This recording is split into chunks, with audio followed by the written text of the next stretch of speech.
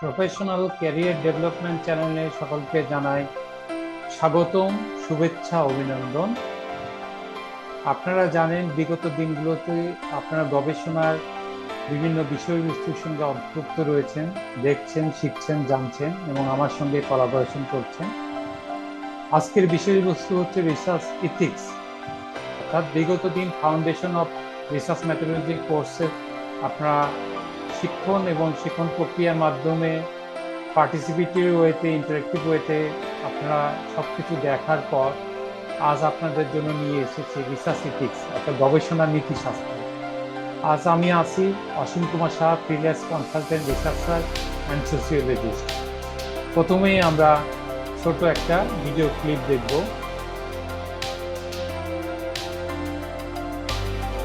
কেন গবেষণায় research ethics দরকার বা প্রয়োজন, গবেষণা নীতিশাস্ত্র কেন দরকার? আপনারা জানেন প্রথম বিশ্বযুদ্ধ এবং দ্বিতীয় বিশ্বযুদ্ধ, বিশেষত 1939 থেকে 1945 সালে আপনারা দেখেছেন সে সময় নুরেমবার্গ ট্রাইব্যুনাল নামে একটা ট্রাইব্যুনাল হয়েছিল।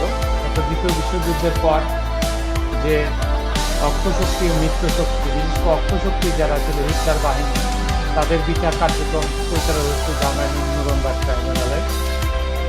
যেখানে আপনারা জানেন সেখানে এই নুরেমবার্গ কোড অনুযায়ী তারা দেখেছিল 1947 সালে তারা বিভিন্ন ধরনের এক্সপেরিমেন্ট করেছে।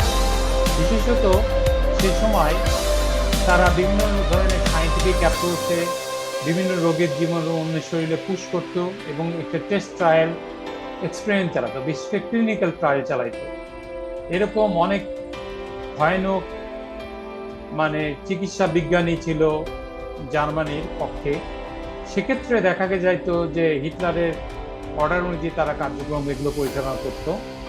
বিশেষত দেখা যেত যে পরে এগুলোর জন্য একটা হেলসিঙ্কি ডিক্লারেশন আসলো, সর্বজনীন ঘোষণা, যে কেউ এরকম ইচ্ছা মতো কাউকে মানুষকে গিনিপিকের মতো টেস্ট ট্রায়াল করতে পারবেন না, এবং ক্লিনিক্যাল ট্রায়াল করতে গেলেও অবশ্যই সেটার একটা প্রোটোকল লাগবে।